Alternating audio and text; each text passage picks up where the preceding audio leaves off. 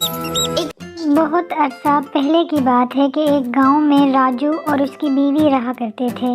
ان کی ایک بہت ہی پیاری سی بیٹی تھی۔ وہ ایک چھوٹے سے گھر میں رہا کرتے تھے۔ راجو ایک بہت ہی نیک انسان تھا۔ جتنا اس کے پاس تھا وہ اسی میں خوش رہنے والا تھا۔ وہ بہت ہی ایماندار تھا۔ وہ گول گپے بیچ کر اپنے خاندان کا گزارا کرتا تھا۔ روز صبح وہ گول گپے بناتا اور انہیں لے کر جاتا۔ یہ آواز لگاتے ہوئے بیچتا، گول گپے، سوادش گول گپے، ایک دفعہ کھانا کافی نہیں ہوگا، بار بار آئیں کھائیں، 10 روپے کی ایک پلیٹ۔ یہ کہتے ہوئے وہ سارے گاؤں میں گول گپے بیچا کرتا تھا۔ اس کے گول گپے مزیدار ہونے پر سارے ہی گاؤں کے لوگ اس کے گول گپے کھایا کرتے تھے۔ ایک دن شام کو ہمیشہ کی طرح وہ گول گپے بیچ کر اپنے گھر واپس جا رہا ہوتا ہے کہ اسے کچھ لوگ بھاگتے ہوئے دکھائی دیتے ہیں۔ وہ دیکھتا ہے کہ وہ لوگ اچانک سے ہی غائب ہو گئے۔ وہ سوچتا ہے کہ ابھی تو وہ یہیں تھے، اب کہاں چلے گئے اور یہ لوگ کیوں بھاگ رہے تھے۔ تبھی اس کی نظر روڈ پہ پڑے ایک سوٹ کیس پر پڑتی ہے۔ وہ کہتا ہے کہ یہ کس کا سوٹ کیس ہے؟ شاید کسی نے کھو دیا ہوگا، میں اسے اٹھا لیتا ہوں اور صبح اسے زمیندار کو دے دوں گا، وہ اسے اس کے مالک تک پہنچا دے گا۔ یہ سوچ کر وہ سوٹ کیس کو اٹھا لیتا ہے اور اپنے ساتھ گھر لے جاتا ہے۔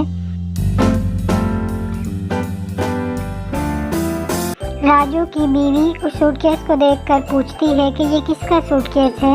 وہ کہتا ہے مجھے نہیں پتا، آتے ہوئے مجھے یہ راستے پہ ملا تھا تو میں نے اٹھا لیا۔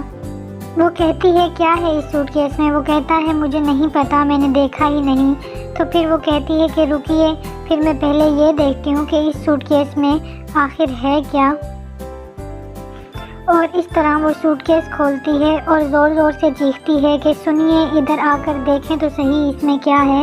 وہ کہتا ہے میں آتا ہوں، اور آ کے دیکھتا ہے تو اس میں کافی زیادہ ہیرے، موتی اور سونا ہوتا ہے۔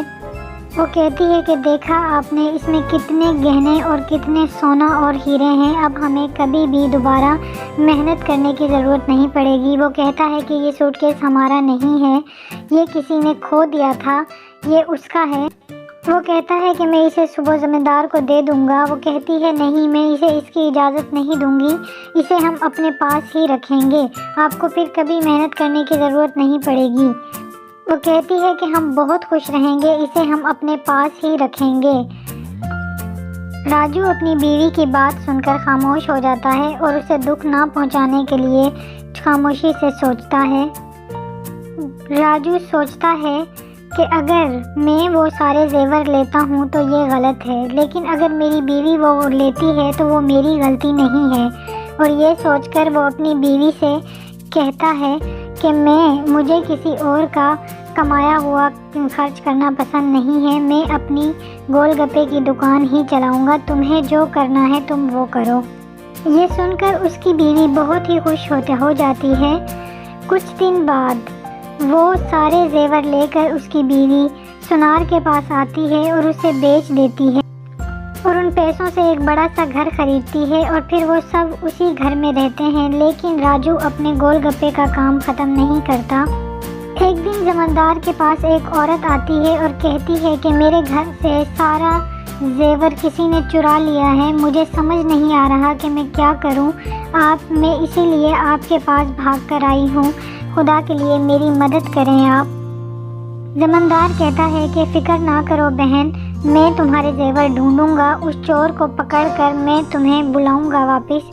یہ کہہ کر وہ عورت یہ سن کر چلی جاتی۔ کچھ دن بعد جب راجو ایک بڑے گھر میں اپنے خاندان کے ساتھ رہنا شروع کرتا ہے تو گاؤں کے سارے لوگ ان کے بارے میں کھچر پچر اور باتیں کرنا شروع کر دیتے ہیں۔ یوں یہ بات زمیندار کے کانوں تک بھی پہنچ جاتی ہے۔ ایک عام گول گپے والا آخر اتنا بڑا گھر کیسے خرید پایا؟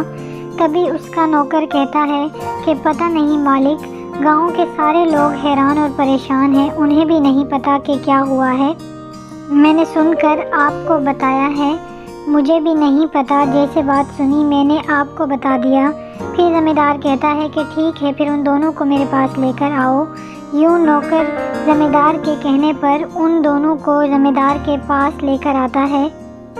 راجو، مجھے سب پتہ ہے، تمہارے کاروبار کے بارے میں بھی مجھے سب پتہ ہے۔ میں نے تمہیں کچھ پوچھنے کے لیے یہاں بلایا ہے۔ وہ کہتا ہے، پوچھئے مالک۔ اتنے کم عرصے میں تم نے اتنا بڑا گھر کیسے خریدا ہے؟ تبھی اس کی بیوی سوچتی ہے، کیا یہ سب پوچھنے کے لیے زمیندار نے ہمیں یہاں بلایا ہے؟ مجھے ہی کچھ بتانا ہوگا، ورنہ میرے شوہر تو سب کچھ سچ سچ بتا دیں گے۔ میں ہی کچھ کرتی ہوں۔ میرے شوہر کا پیسہ بچا کر جو وہ کماتے تھے اس میں سے بچا کر ہم نے یہ گھر خریدا ہے مالک۔ یہ کہ وہ ہمت سے بولتی ہے تاکہ کسی کو اس پر شک نہ ہو۔ زمیندار کہتا ہے کہ بہن، میں نے تم پر الزام لگانے کے لیے تم لوگوں کو یہاں نہیں بلایا ہے۔ میرے پاس ایک عورت آئی تھی جس نے کہا کہ اس کے زیور کسی نے چوری کر لیے ہیں اور اسی وقت تم نے اتنا بڑا گھر خریدا، تو اس لیے میں نے تو سچ بتائیں کہ آپ کے پاس اتنے پیسے کہاں سے آئے؟ تبھی راجو سوچتا ہے کہ اگر میں اب بھی چپ رہا تو وہ میری ہی غلطی ہوگی اور اس عورت کے دکھ کی وجہ میں ہی بن جاؤں گا۔ یہ سوچ کر راجو زمیندار کو سب کچھ سچ بتانے کا فیصلہ کرتا ہے اور کہتا ہے کہ مجھے معاف کر دیں مالک۔